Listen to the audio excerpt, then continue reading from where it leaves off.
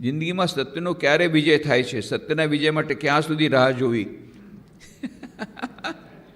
જ્યાં સુધી વિજય ન મળે ત્યાં સુધી રાહ જોવી. કેમ? સત્યમેવ જયતે. આ કોણે કીધું છે? આપણા ઋષિમુનિએ કીધું છે મુંડકોપનિષદમાં. સત્યમેવ જયતે નાનૃતમ. બિલકુલ એકદમ કેવા વિશ્વાસથી કહે છે, અંતમાં સત્યનો વિજય થશે. એમ લાગે છે વચમાં કે અસત્યનો વિજય થશે. કૌરવ પાંડવ વચ્ચે યુદ્ધ થયું, એમ તો લાગતું હતું કે પાંડવ હારી જશે, પણ છેવટે કોનો વિજય થયો? પાંડવનો. કારણ કે એ સત્ય તરફ હતા, ન્યાય તરફ હતા. એટલા માટે અંતમાં વિજય થશે. પણ હા, આટલું આ સમજમાં નથી આવતું. શા માટે? જે લોકો સત્યને પકડીને રહે છે, જે લોકો સાચી આધ્યાત્મિકતા લે છે, એ લોકોને બહુ દુઃખ સહન કરવું પડે છે. આ તો સાચી વાત છે, આ જોયેલું છે. અને જે લોકો નથી સત્યનું પાલન કરતા, એ લોકો મજા કરે છે, એમ આપણને લાગે છે. તો આપણે કહીએ છીએ આમાં કર્મનો સિદ્ધાંત ક્યાં ગયો? જે સારા કર્મ કરે એને સારું ફળ મળવું જોઈએ, ખરાબ કામ કરે એને ખરાબ ફળ મળવું જોઈએ. બરાબર છે? એટલે આ પ્રશ્નના ઉત્તરમાં એક અમારે ગવર્મેન્ટ ઓફિસર છે, એમને બહુ પ્રામાણિક હતા. એને બધા એમ જ કહેતા, શું તમે આ બધું સત્ય, એટલે એને તો બધા ચીડવતા. આ હરિશ્ચંદ્રનું પૂછડું આવ્યું, લ્યો, હરિશ્ચંદ્રનું પૂછડું, એનું નામ આપ્યું હતું હરિશ્ચંદ્રનું પૂછડું. કારણ કે એ બધા હંમેશા સત્યનું પાલન કરતા, કોઈ દિવસ લાંચ લેતા નહીં. હવે સરકારી ઓફિસરમાં SIS સ્મોલ સ્કેલ ઇન્ડસ્ટ્રી ડિપાર્ટમેન્ટમાં તો એના વગર ચાલે નહીં, તો વળી લે નહીં, એટલે બીજાને પણ નડે, એટલે બીજા બધા એને બહુ ખીજાય. તો સત્યનું હરિશ્ચંદ્રનું પૂછડું આવી ગયું. પછી કે હવે પછી તારે છોકરા તરફ તો જો તું, કે તું તારે તો ઠીક છે, તું તો ગયો, તારી જિંદગી તો હાવ આવી જ ગઈ, સાયકલ ચલાવે છે, અમે લોકો સ્કૂટરમાં જઈએ, કારમાં જઈએ, તું સાયકલમાં આવીશ, પણ છોકરાઓને તો કાંઈ જો ભાઈના નહીં. પછી એમણે શું કર્યું? એક પુસ્તક લખ્યું, કળિયુગનું મારણ. એટલે મારા હાથેથી વિમોચન કરાવ્યું હતું, ને એ પુસ્તક આપણે છે લાઇબ્રેરીમાં. હવે એમાં એણે બધા કેસ કીધા, કે એને પણ મનમાં આ વિચાર આવ્યો હતો. પછી એણે જોયું કે જે લોકો એને કહેતા હતા કે તું આ સત્યનું તે પૂછડું છે, આમ છે, તેમ છે, એને બહુ એની મજાક કરતા હતા, એમાંને એક હતો પોલીસ ઓફિસર, એના મિત્ર. એનું શું થયું? એણે 20 વર્ષથી ખૂબ મજા કરી. એના પછી દીકરાના લગ્નમાં લાખો રૂપિયા ખર્ચો કર્યા. 2 વર્ષમાં દીકરી પાછી આવી. હવે લખણ તો એવા હોય જ એના, એટલે પાછી આવી. એના શોખમાં એની જે પત્ની હતી, કે આ ભાઈની પત્ની એટલે એની માં, એ ડિપ્રેશનમાં આવી ગઈ. એટલે એ બધું થઈ ગયું. એટલે એમાં ઓલો છોકરો ડ્રગ એડિક્ટ બની ગયો. હવે એને આમાંથી બચાવવું, છોકરી આ પત્નીનું જોવું, એ બધામાં એ પોતે ડિપ્રેશનમાં આવી ગયા. હવે પોલીસ ઓફિસર આવી રીતે અત્યારે બહુ દુઃખી છે. પત્ની તો મરી ગઈ, છોકરો હજી ડ્રગ એડિક્ટ છે. આ બધી વાત એક પછી જે લોકોએ પોતાના જીવનમાં અસત્યનું આચરણ કર્યું હતું, અનીતિનું આચરણ કર્યું હતું, અનીતિનો પૈસો લીધો હતો, એ અનીતિનો પૈસો કેવે માર્ગે ગયો, એ બધાનું એણે વર્ણન કર્યું છે. અને કે આમાં એક પણ વસ્તુ એવી નથી કે જે અસત્ય છે. સત્ય ઘટનાઓ છે, ફક્ત નામ બદલ્યા છે પાત્રોના. અને એનું શું થયું? એ સાયકલ ચલાવતા હતા, બરાબર છે, સાદું જીવન જીવતા હતા. આજે પણ અત્યારે 80 વર્ષની ઉંમરે સાયકલ ચલાવે છે, ફર્સ્ટ ક્લાસ. અને એટલું સરસ એમનું સ્વસ્થ જીવન છે. અને દીકરી એ સાસરે ગઈ તો એનું એટલું બધું નામ થયું, બધા એને એટલું બધું સન્માન આપે છે. અને દીકરો એને પણ બહુ સરસ જોબ લાગી ગઈ, અને બધું થઈ ગયું. બધા કહેતા હતા આને શું થશે, એને પણ સરસ જોબ લાગી ગઈ. અને બધાએ આખું પડ્યું. ભલે એ કુટુંબ, એની પાસે મોટર ગાડી નથી, બંગલો નથી, પણ બહુ આનંદમાં એ કુટુંબ છે. અને એણે આ બધા પત્તા લખી છે. એટલા માટે કરનો સિદ્ધાંત અક્ષુણ છે, ચિંતા નહીં કરો.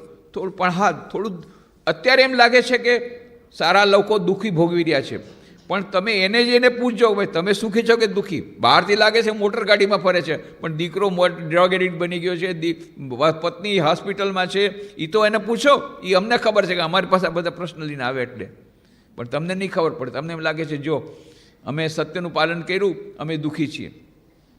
અને મા શારદા દેવી કહે છે દુઃખ એ તો ભગવાનના આશીર્વાદ છે. લે, દુઃખ ભગવાનના આશીર્વાદ આ નવી વાત સાંભળી. પણ કુંતી માતાને પૂછ્યું ભગવાન શ્રી કૃષ્ણે કે તમે કંઈ વરદાન માગો, તો કે વરદાન દેવું તો એટલું દો કે ખૂબ વિપત્તિ અમારા જીવનમાં આવે. હે, આટલી વિપત્તિ ઓછી છે પાંડવો પર? એક પછી એક વિપત્તિ. અહીંયા આગ લાગીને આગ લગાડી દીધી, ત્યાં ઝેર પીવડાવીને મારવાની વાત, કેટલી વાર, કેટલા વર્ષનો વનવાસ, અજ્ઞાતવાસ, એક પછી એક કેટલી વિપત્તિ પાંડવો પર આવી. અને કુંતી માતા શું કહે છે? હજી વિપત્તિ આપો.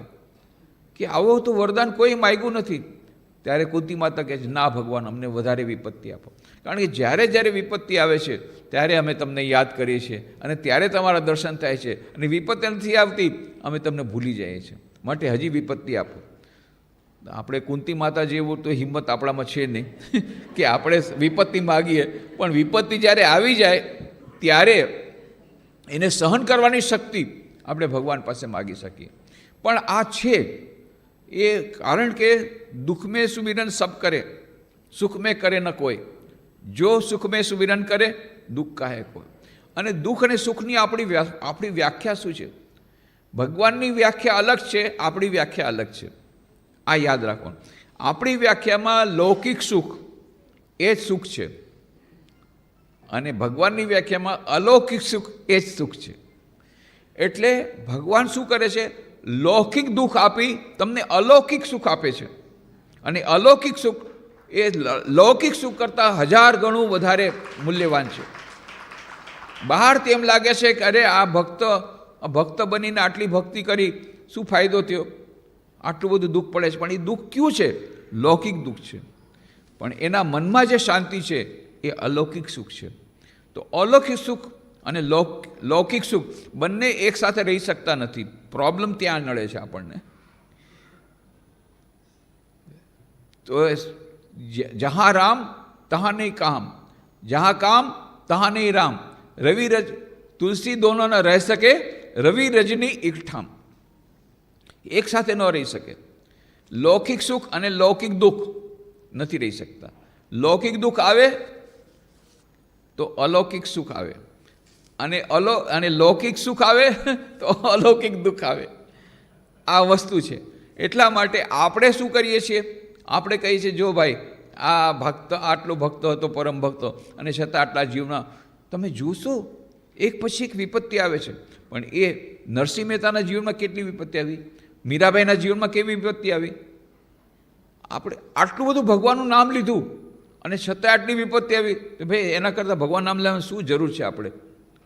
પણ આપણે ભૂલી જઈએ છીએ કે ભગવાન વિપત્તિ જ્યારે એક હાથેથી જ્યારે વિપત્તિ આવે છે, 10 હાથોથી એની સાથે એની કૃપા પણ પ્રાપ્ત થાય છે.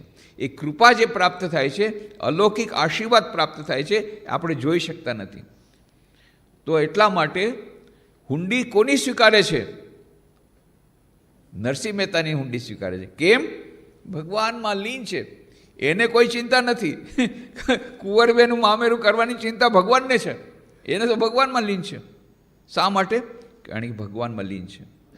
તો એટલા માટે આપણી જે દૃષ્ટિ છે આપણે જરા વિશાળ કરીએ.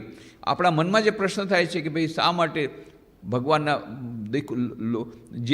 ભક્તોને આટલું બધું દુઃખ શા માટે? એ દુઃખ નથી, એ લૌકિક દુઃખ છે. શા માટે આવ્યું છે? અલૌકિક સુખ બહુ મોટું આવવાનું છે. બહુ મોટું અલૌકિક સુખ આપવાના છે ભગવાન. બહુ મોટું અલૌકિક તમને આનંદ આપવાના છે, અને તમને મુક્તિ આપવાના છે, તમને ઈશ્વર પ્રાપ્તિ કરાવવાના છે, સચ્ચિદાનંદની પ્રાપ્તિ કરાવવાના છે. એના માટેનું આ ટેમ્પરરી લૌકિક દુઃખ છે. અને એ પણ એની સહન કરવાની શક્તિ પણ આપે છે, અને હુંડી પણ સ્વીકાર કરે છે. વિપત્તિમાંથી વિપત્તિ પણ એ જ આપે છે, વિપત્તિ ઉગારે પણ એ જ ભગવાન, જો આપણે ભગવાનને શરણાગત થઈ જઈએ તો. એટલા માટે આપણે એની ચિંતા નહીં કરીએ.